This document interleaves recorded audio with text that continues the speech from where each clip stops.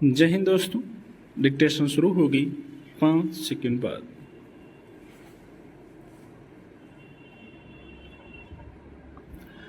हम सब जानते हैं कि आज न केवल समाज की बल्कि सरकार की भी शिक्षकों से अपेक्षाएं हैं, क्योंकि अभी भी सरकारी कर्मचारियों में मात्र एक यही वर्ग है जो अपने काम और दायित्व को शिद्दत से अंजाम देता है।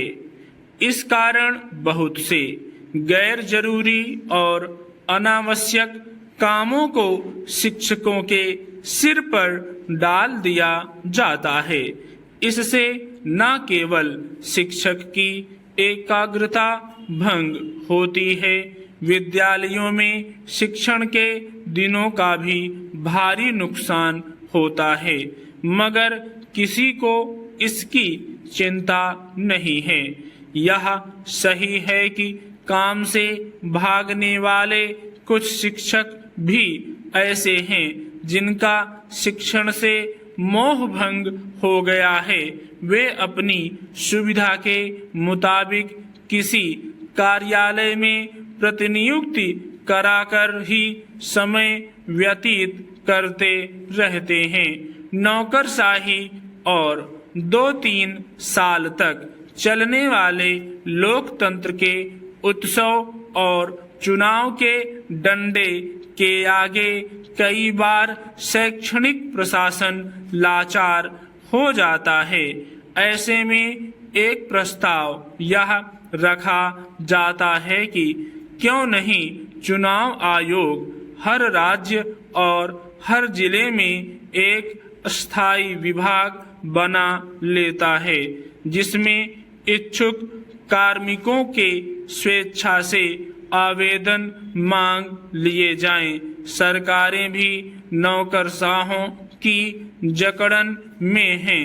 नई नई योजनाएं शैक्षणिक सुधार के नाम पर आती रहती हैं और अलग अलग देशों के साथ समझौते होते रहते हैं। नवाचारों की बाढ़ ने शिक्षकों को सोचने समझने और कुछ नया पढ़ने लिखने का अवकाश ही बंद कर दिया है। वे एक कारिंदे की तरह यंत्रबद्ध होकर सरकारी आदेशों के अनुपालन में लगे रहते हैं। सेमिनारों, वीडियो कॉन्फ्रेंस और प्रशिक्षण कार्यक्रमों का सिलसिला जारी रहता है और शिक्षक विद्यालयों के बुनियादी ढांचे, अभिभावकों की शिकायत, गांव की राजनीति के मोर्चे पर जूझने में लगे रहते हैं। इसके लिए जरूरी है कि शैक्षणिक वातावरण को पारदर्शी और लोकतांत्रिक बनाया जाए।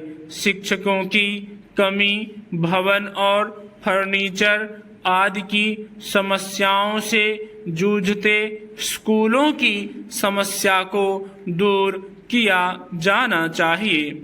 योजनाएं बंद कमरे में न बनाकर शिक्षक को भी विश्वास में लेकर बनाई जाएं, ताकि उनमें अनुभव की सच्चाई हो और उनका अमली जामा भी वास्तविकता के करीब हो। शायद तभी प्राथमिक शिक्षा, जिसकी संपूर्ण देश में दक्षिण के कुछ राज्यों को छोड़कर स्थिति अत्यंत खराब है, उसका उत्थान हो सकेगा। साथ ही शिक्षक की सामाजिक तस्वीर भी बदलकर सर्वग्राह्य बन सकेगी।